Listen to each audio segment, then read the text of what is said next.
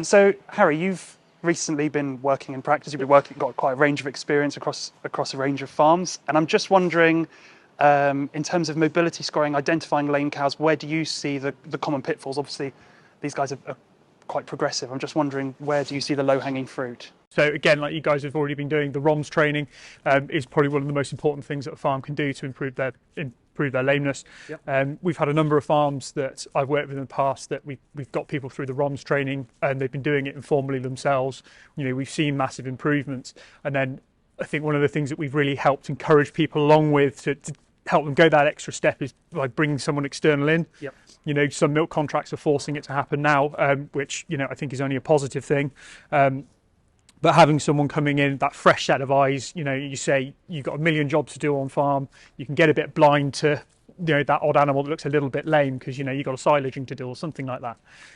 So having someone come in with a fresh set of eyes, just pick up those animals, you know, and I think it's also really good to keep your training fresh as well, Shannon. You know, you can stand next to them.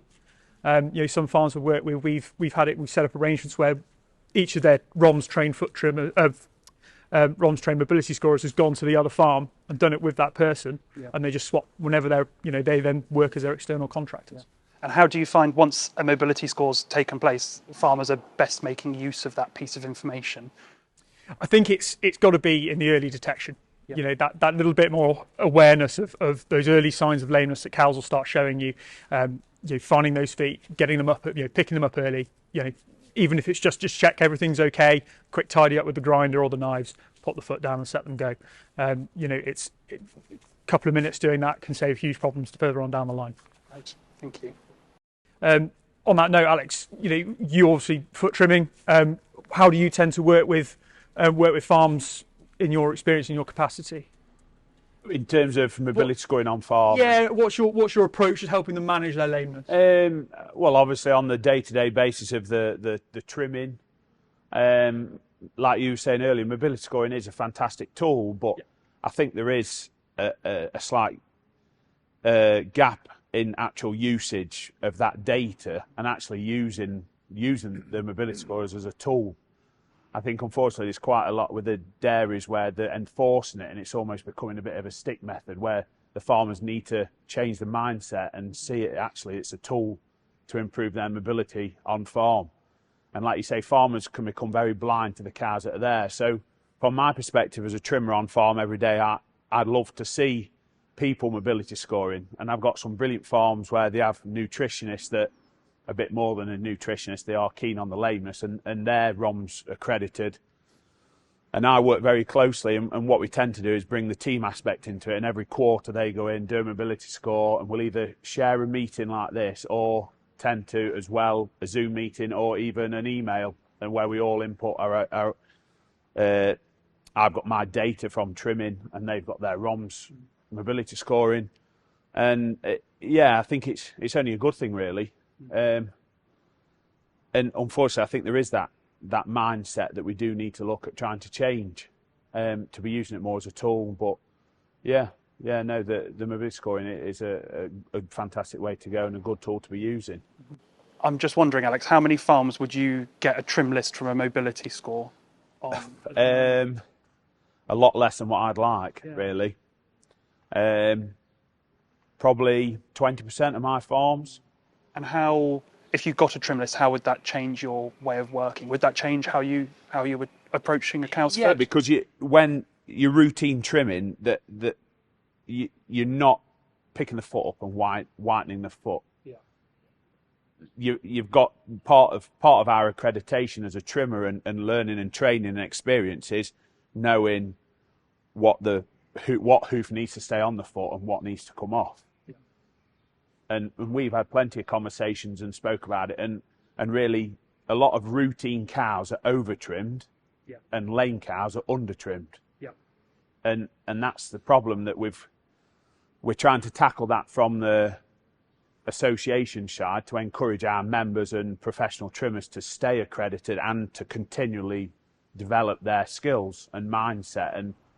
And if you have a trim list and you have a cow that the farmer's noted as lame, or your mobility score is noted as lame, you tend to do more about that. You know what I mean? I'm always quite harsh on our lame cows anyway, of sole hemorrhaging. I've taken that further now with my level 4, that I do more with the hoof testers like Dave does on farm here, because it's like us, it's a bruise, it's painful. Well, you're expecting a cow to walk on that bruise, so the deep wide model taking that sole horn away and taking the pressure off the pedal bone, if it's showing hemorrhaging and actually she's sore on it, well, as long as she's fit to carry a good block, then it's another tool to help her heal before she's even gone lame, really. Harry, from a vet's perspective, how important is it, and should we be doing more to get the vet involved with foot trimmers or the farmers that are trimming on farm? Like, where do you see the benefit of that relationship?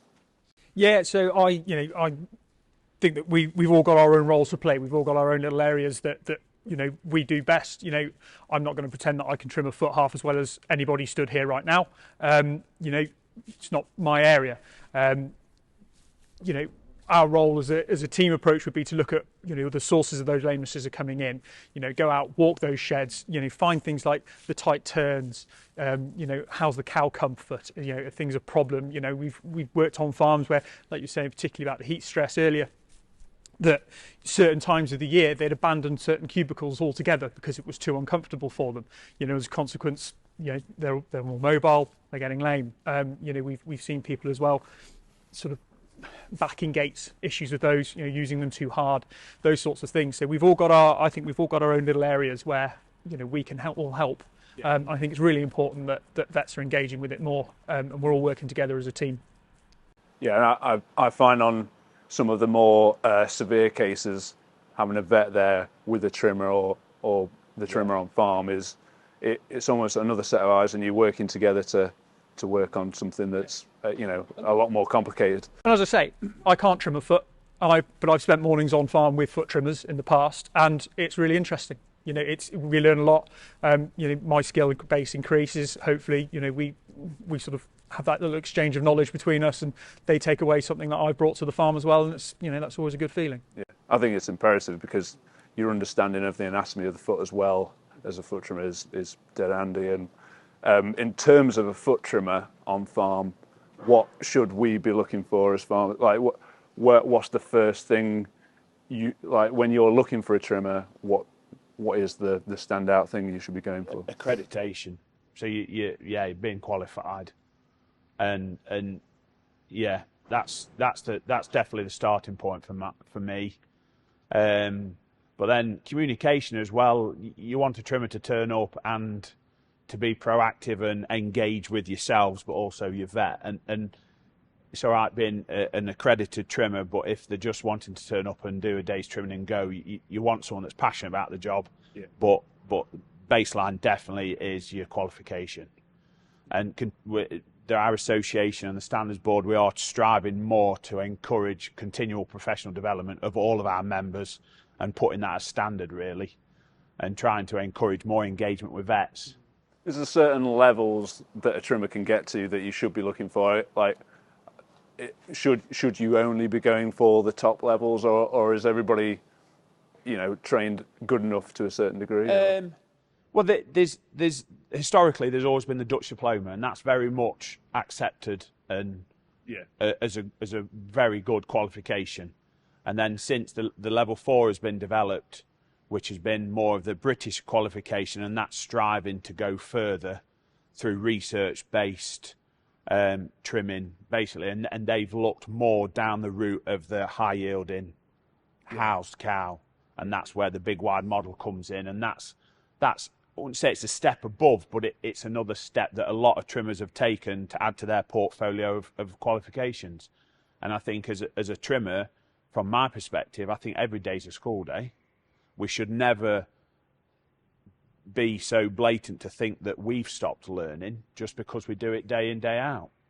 Like James said earlier, you can waver in your standards that you're doing and generate bad habits quite easily. So continual professional development, hone your skills back in, make sure you're doing the right and doing the best thing for these cows that are stood in this shed. Because that's all that matters at the end of the day. If I was to come on farm here, you need to know that I'm going to do the job properly, and having them qualifications can ensure in your mind that I am going to do that properly. Yeah, It's quite interesting because as trimmers we operate on a aligned professional basis to the veterinary clinician, and so from that end, actually encouraging trimmers to work with vets is very, very important because the vets own the health and welfare of animals on the farm alongside the farmer, and so having treatments that a foot trimmers applying within a health plan that's been written, sort of signed off by a vet, is really important, not just to ensure that best practice is being followed, but actually that the trimmer's protected legally.